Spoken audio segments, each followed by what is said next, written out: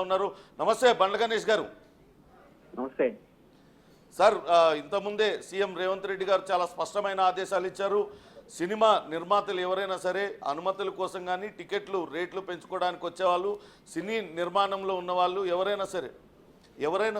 ఎవరైనా సరే ఖచ్చితంగా ఒక నిమిషంన్నర నిడివి ఉన్న వీడియోని రిలీజ్ చేయాలంటూ ఆయన చెప్పారు. ఏమంటారు మీరు? చాలా మంచి మాట అన్నారు మా గౌరవ ముఖ్యమంత్రి గారు. ఆయన అన్న మాట, ఆయన చెప్పింది ఆయన అవసరం లేదు. సీఎం గారు ఆర్డర్ ఇస్తే ప్రతి ఒక్కళ్ళు సినిమా వాళ్ళందరూ అదే ఫాలో అవుతారు, అదే చేస్తారు. ఎందుకంటే మన ప్రభుత్వం పైన సీఎం గౌరవ ముఖ్యమంత్రి రేవంత్ రెడ్డి గారి పైన సినిమా పరిశ్రమకు అపారమైన నమ్మకం ఉంది. ఆయన చేస్తున్న పనులు అద్భుతంగా ఉన్నాయి. ఆయన ముందుకు దూసుకుపోయే తత్వం అందరికీ నచ్చి రేవంత్ రెడ్డి గారు ఆజ్ఞాపించిన తరువు సినిమా రంగం యావత్తు బుద్ధ స్కంధాలపై వేసుకొని ఈ ప్రజాప్రభుత్వంలో రేవంత్ రెడ్డి గారి నాయకత్వంలో రేవంత్ రెడ్డి గారి మాటని జవదాడకుండా ప్రతి ఒక్కళ్ళకి అందరూ ఈ డ్రగ్స్ పై అవగాహన పెంచి వీడియోలతో అందరూ పాల్గొని దీన్ని విజయవంతం చేస్తారని నేను నమ్ముతున్నాను.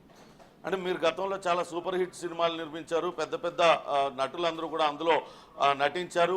అటువంటి వాళ్ళపైన కూడా ఈ డ్రగ్స్ మరక అంటింది, వాళ్ళు కూడా డ్రగ్స్ వినియోగించారంటూ వాళ్ళని కూడా గతంలో విచారించారు. ఇకపైన మీరు నిర్మించబోయే సినిమాలలో ఇట్లా డ్రగ్స్ ఆరోపణలు ఎదుర్కొంటున్న వాళ్ళని దూరంగా పెట్టి సినిమాలు నిర్మించే ఆలోచన, ఎటువంటి అవేర్నెస్ కార్యక్రమాలు తీసుకోబోతున్నారు ఒకసారి చెప్తారా? సార్, సినిమా వాళ్ళు ఎవరో డ్రగ్స్ అవన్నీ అంటే నేను ఒప్పుకోను సార్.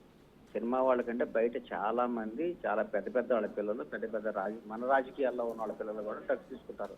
సినిమాలో కొన్ని ఏదో సినిమా అని ఒక సినిమా అంటే ఊరికి అది ఫోకస్ చేస్తారు, కానీ సినిమా వాళ్ళ మీద మీరు అన్నారు కానీ ఎవరు ఎక్కడ నిరూపించబడలేదు. సినిమా రంగం చాలా గొప్ప రంగం.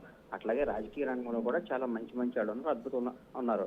ఎక్కడో చిన్న 1-2 పొరపాట్లు జరిగి ఉండొచ్చు, కానీ ఇప్పుడు గౌరవ ముఖ్యమంత్రి గారు చెప్పిన దాన్ని అందరూ తమ సొంతంగా భావించి ముఖ్యమంత్రి గారి ఆదేశాల ప్రకారం ముందుకెళ్ళి దాన్ని ముందుకు తీసుకొని పోతారు. అంత డౌటే లేదు. ఖచ్చితంగా సినీ రంగం అనేది చాలా గొప్పది, కళారంగం, దానిపైన మాకు పూర్తి గౌరవం ఉంది. కానీ సినిమా రంగంలో ఉన్న వ్యక్తులు చేసే పనులతోని సమాజం ప్రభావితం అవుతుంది.